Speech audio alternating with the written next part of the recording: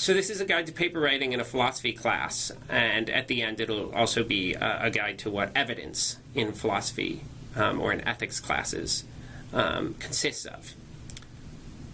So the first step to writing a paper is that you have to have something to say. Before you write, you should know what you will be arguing for, and you should know what kinds of reasons that you have to defend your position. You could do this by writing a full outline in advance, or you could sort of build it as you write. Different people work different ways. Personally, I don't find writing a complete outline helpful, but I do always want to know exactly what I want to say during the course of the paper before I ever start writing the paper. That could change as I write it, but you want to know basically what you're going to say in advance. Now comes to the writing part. Now, right off the bat, in the beginning of the paper, you need to immediately hit the thesis, hit the main point that you will be making. So this is your thesis statement. You want to say it right off. It could be the first sentence, it could be the third sentence. If it's a longer paper, it might be the last sentence of the first paragraph. But you need to move directly into the thesis. You don't want to sort of wander around. You don't want to say, philosophy is an important topic which people care about for ages, or something like that. So don't give me BS, okay? Just go straight into the thesis and tell me what you're going to say in the paper. Now, once you have given your thesis statement, you need to defend that thesis statement. There are two ways to do that, as far as I'm concerned. The best two ways to structure an essay around defending your thesis is by either beginning with supporting arguments, moving to opposing arguments, and then concluding with the defense against the opposing arguments, or by beginning with an extended exploration of the opposing arguments and then continuing with an extended defense of your thesis against those opposing arguments. If you take the first option, you'll begin by putting forth a number of reasons why someone ought to support your view. These reasons should not be based purely on self-interest. So, in an ethics class, you might think, well, you should do whatever is best for you.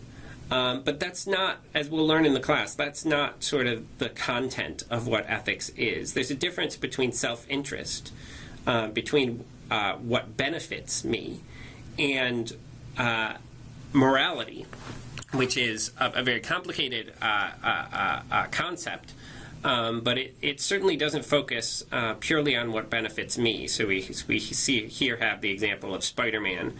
Early in his career, he let a thief get by, and the police were upset at him because they knew he had superpowers.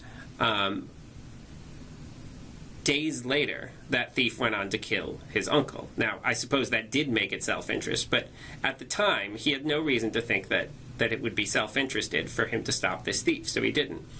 Whereas later in his career, Spider-Man was doing all the sort of heroic, selfless acts that superheroes have to do when they go to superhero school or what have you. So you shouldn't confuse morality with self-interest. Now, the reasons that you give right off the bat in your paper should create a strong presumption in favor of your thesis if you're doing this first way of writing the paper. The next step to this first option is to present and respond to opposing arguments. This is a step where people often slip up. Most people think that you should try and make your opponent's argument look as weak as possible. You should make it look really awful or shrug it off as ridiculous. That's a terrible idea. This is what people do on blogs often. This is the internet is full of this. The internet is the land of straw men. There are straw men everywhere. But when you're writing a paper, don't do it. So there's something called the straw man fallacy. And here's a little video that'll tell you what the straw man fallacy is and give you some hints on how and why to avoid it.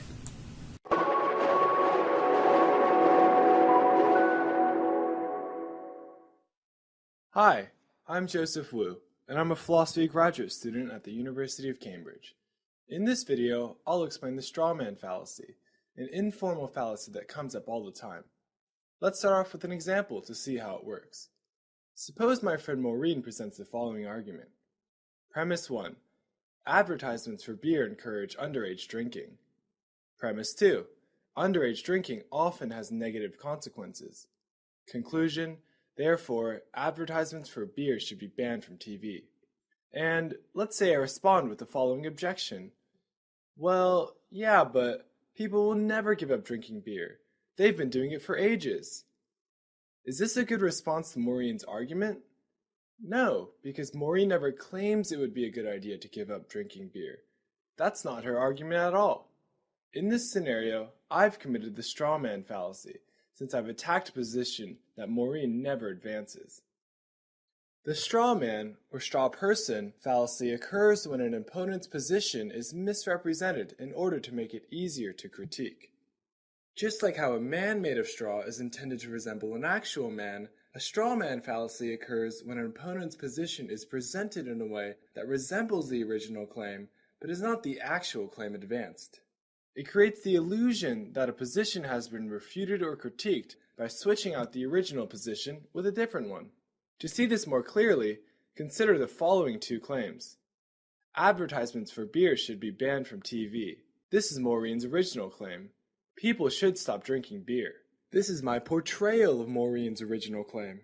And these are two very different claims. Maureen only endorses the first one based on our conversation. However, my objection is to the second claim, which is much easier to refute. This is because the second claim is a very extreme view. It would take a lot of good arguments to convince others that people should stop drinking beer. But in our argument, I have improperly attributed this extreme view to Maureen, and then proceeded to attack it. Since this claim is much easier to refute than her original claim, I have committed the straw man fallacy. The general structure of straw man fallacies goes like this.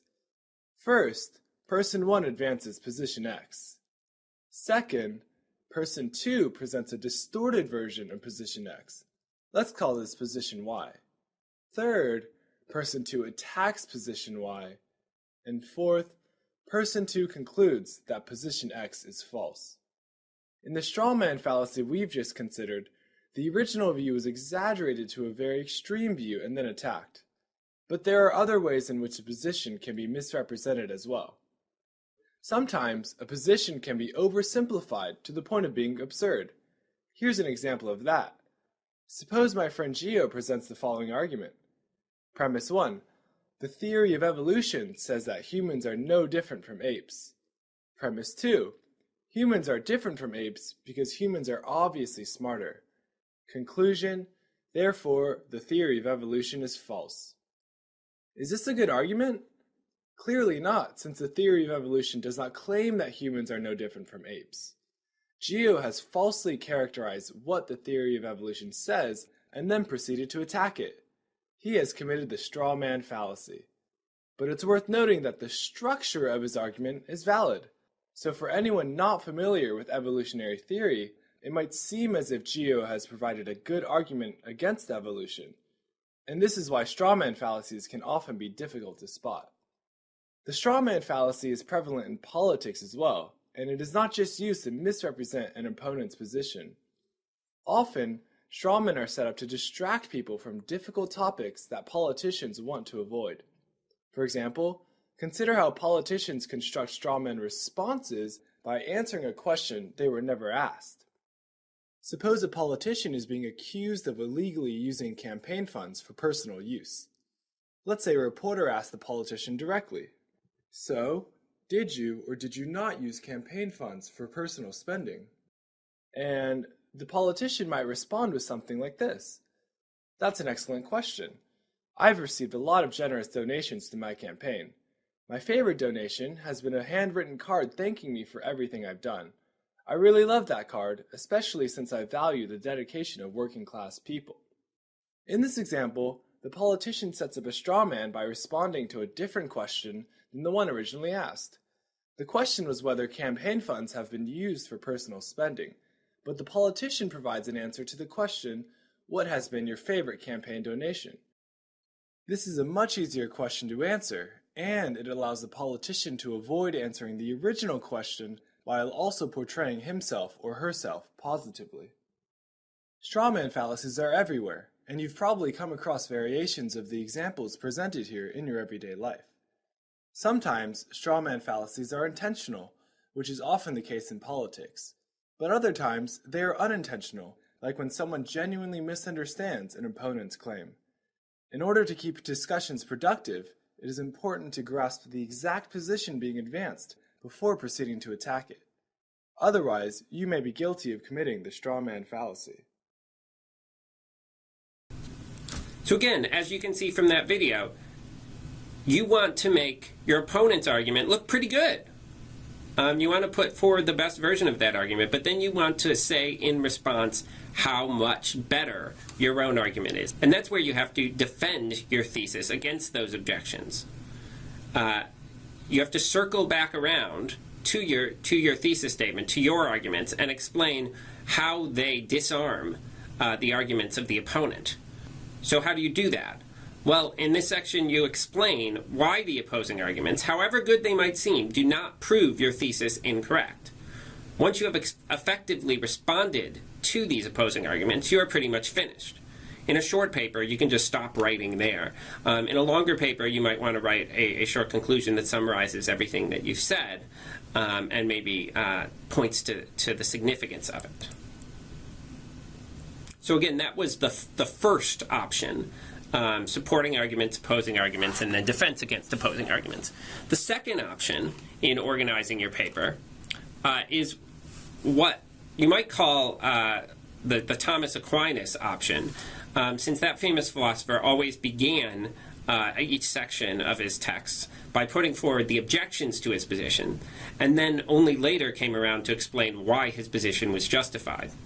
So you start by putting forth a vigorous argument against your own position, using phrasings like, now it might seem that, or it would appear that, all these sort of transitional words to introduce the opposing argument. Then, once you've finished with the opposing argument, you include language that explicitly turns the essay, so that you begin to respond to the opposing arguments and to defend your own thesis. One of the most important things about writing is knowing how to turn the essay in that sort of way. You do not simply start writing about something different. You have to use transition words to indicate to your reader what you're doing as you do it. Here's a YouTube tutorial on how to do that. It's a bit cheesy, but it'll do. Hi. Today's tip is going to be about transitions and signposting, and I think it's a really helpful lesson to learn about writing, to make the writing a lot more complex and rich and really help draw all of your ideas together, make a kind of seamless logical flow to your writing. So the basic thing to think about is that transitions and signposting are some of the clearest signs of mature writing. Writing that is immature kind of has ideas that are segmented and separate from one another, but if the ideas are kind of growing together into a seamless whole, it's going to be because it's got transitions and signposting in it. So for transitions, we want to have transitions from idea to kind of help that logical flow so we know where we're going as we go along as a reader. We also want transitions from sentence to sentence, paragraph to paragraph, section to section, and even for those of you who are going to be writing a dissertation or a longer chapter-based version of a piece of writing, it's going to be from chapter to chapter. Transitions really kind of, as I say, show the logical flow of your ideas throughout the argument. So as you trace back through, you can see where the main idea starts and it kind of logically flows along a predetermined path. And it's you as the writer who are going to kind of give it that predetermined path and lead us as readers along the argument. So when we're thinking about transitions, there's a number of different relationships you can show to kind of help readers see where they're about to go or where they've been. One thing is similarity, so also, in the same way, just as, so too, likewise, those kinds of things. So you can show similarity. You can show exceptions and contrasts from one thing to another, but, however, on the contrary. You can show a sequence or an order, so first, second, third, next, finally, those kinds of words.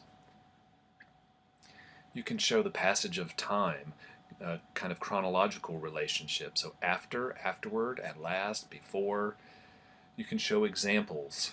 For example, for instance, namely, specifically, to illustrate, there's lots of words that can kind of give you a notion of examples, and especially for people who are writing about qualitative research, or even quantitative research for that matter, using lots of examples to illustrate your points is very important. Emphasis, so even, indeed, in fact, so you can kind of emphasize a particular point. You can show place or position of a particular, especially if you're looking spatially, so if you're not just doing across time but looking spatially at something above, adjacent, below, those kinds of things. And of course cause and effect, accordingly, consequently.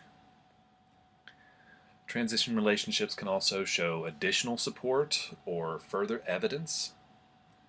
And of course, at the end of sections or paragraphs, you can, or even a list of things, you can have a kind of conclusion or summary transitions, finally, in a word, in brief, to sum up, those kinds of things. In terms of signposting, it's a little bit like what you do when you're driving down the street. You'll have signs that are placed there by someone in the government, I suppose, that tells you what to expect as you're coming up ahead and to think about how you're actually driving.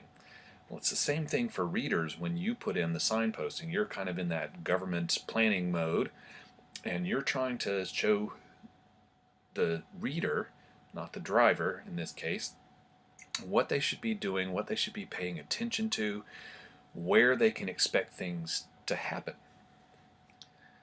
So, for instance, with signposting, you might see something like this sentence: the participants were all experienced teachers, but few of them used policy resources to inform their teaching, which I will explain further in Chapter 6. So these signposts let people know what's coming up in a later chapter, perhaps, or something like this, where these can be kind of like transitions, but also like signposts. There were 3 major themes that emerged from the data analysis. So the reader is expecting 3 particular themes coming up. And then you'll use these transitional words like first, second, third, so on, until you get to finally, or you might even like recap and do in conclusion, those kinds of things. First, let me show you a paragraph that doesn't do such a good job with the transitions, and then kind of fix it up for you, and hopefully in that way I'll be able to show you exactly what those transitions and signposts can do for you that a lack of them will cause a problem with. So take this particular paragraph written by a student. Hopefully this is not your paragraph. So the paragraph starts: I contacted the provider, Dana, by telephone and identified myself and my purpose. I outlined the design of the study and the components of the study that would ideally be completed there. I explained to Dana that I had not sought Institutional Review Board approval because of the non-threatening format of the study, but would we be willing to do so if she so desired. Dana readily agreed to participate in the study without IRB approval and seemed excited about it. We exchanged contact information, and I suggested a time for the first observation, to which she had no objections.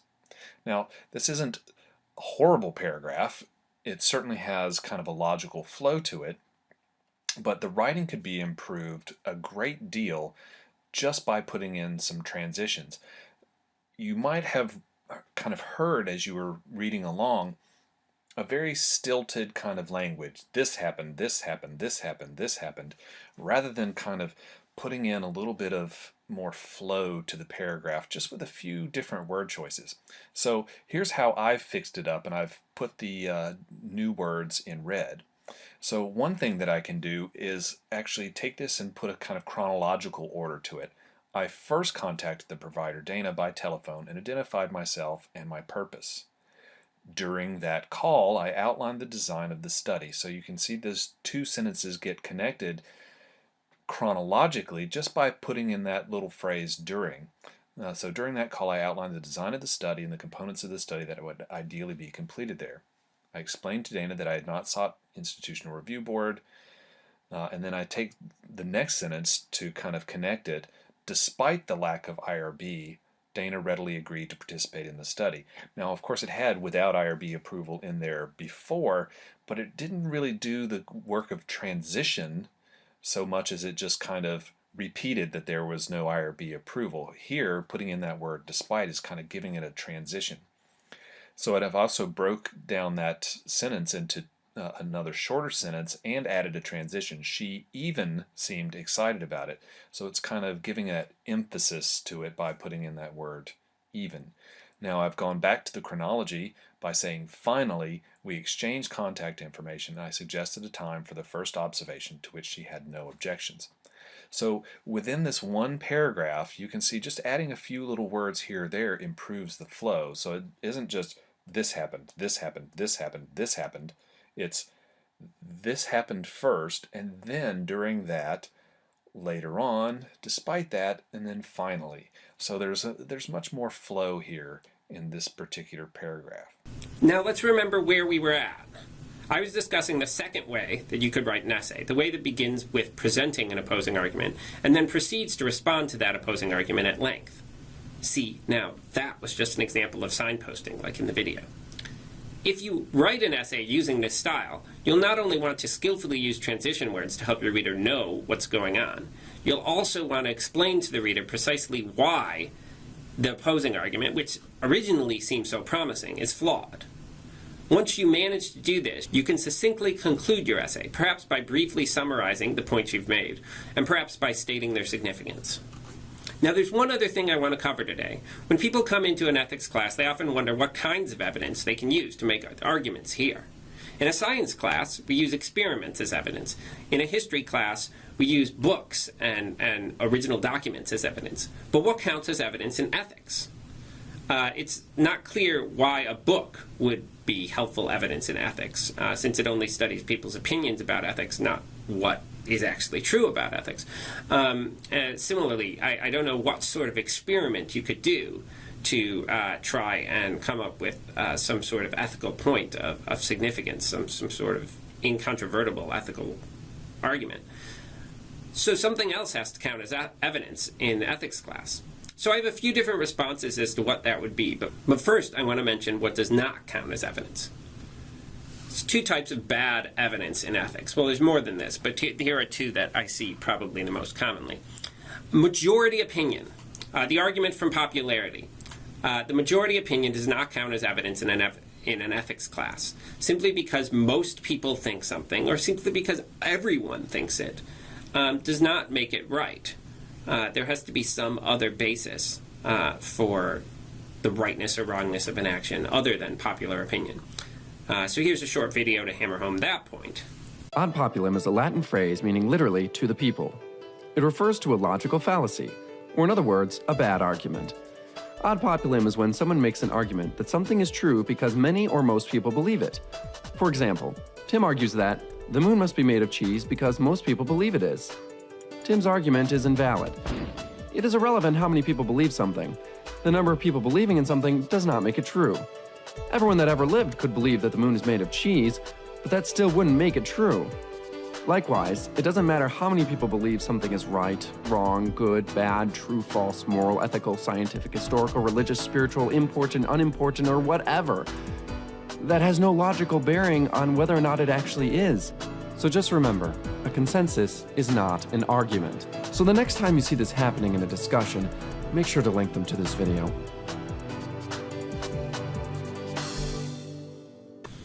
Alright, so when you're making an argument in a paper in this class, you want to avoid saying things like X is wrong because everybody says that X is wrong.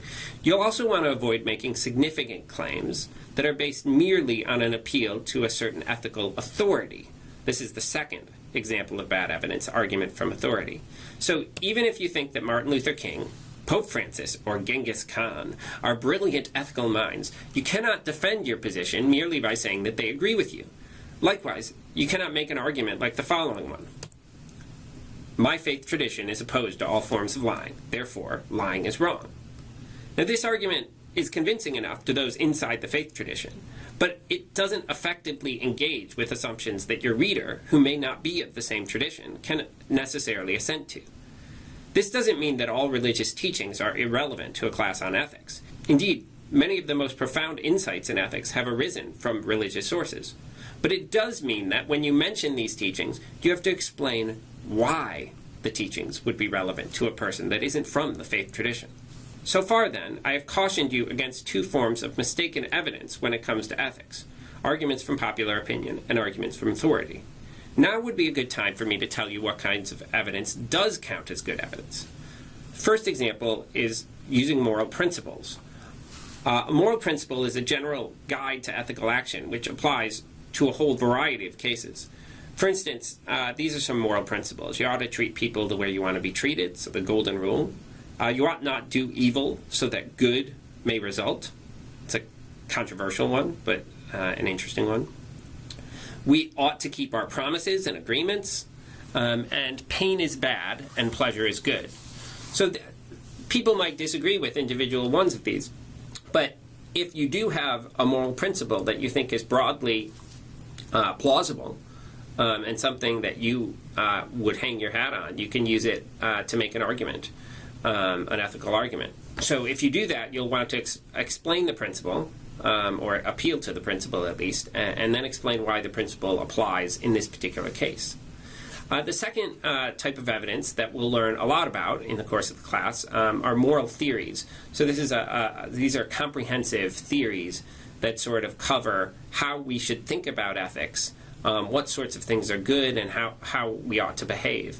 So we'll learn about a bunch of these in the course of the class: utilitarianism, virtue ethics, deontology, social contract theory. More than that.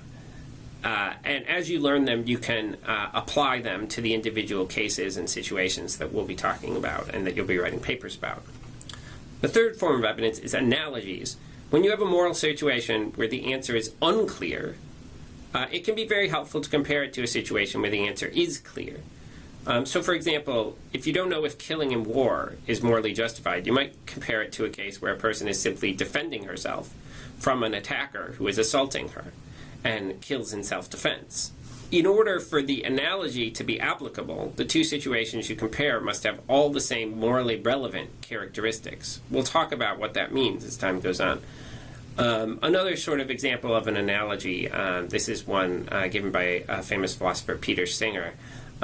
He wants to consider what our duties toward starving people in faraway countries would be. And he uses the moral analogy. He says, how would you think about your duties to a little girl who was drowning in a pond in front of you and that you could save easily because you're much taller? Do you have a moral duty to save that girl? And he compares it to the case of people in faraway countries. And so he tries to make this analogy to make a point about ethics. Now, you can say that there's a disanalogy, that the two cases aren't similar. But unless you find a disanalogy, the argument from analogy can be very persuasive. The last form of evidence that I'm going to talk about here is simply consistency. When you read a little bit about Socrates and how he conducted arguments, you're going to see that consistency was his central way of attacking arguments. He said that a certain person's moral positions might be inconsistent with one another, and if that's the case, then they're in trouble, right? So sometimes you can find the right answer to a moral dilemma simply by considering matters of consistency. If one proposed action somehow involves an action that seems to contradict another proposed action, then you know you have a problem. So for instance, in the play Macbeth, the main character kills the king and then becomes king. As king, he is suddenly afraid because his own action has, in essence, been a suggestion to other people to kill him if they want to be king. So by acting in the way that he has, he is showing himself inconsistent in criticizing those who would want to kill him and become king. Now, if Macbeth had thought out the whole scenario in advance, he might have decided that the moral rationalizations he had used to kill Duncan couldn't be good ones, since they would also justify killing Macbeth himself. You can see here the way that consistency plays a role in grounding ethical arguments. So I've covered everything that I wanted to cover for today. All the best. See you.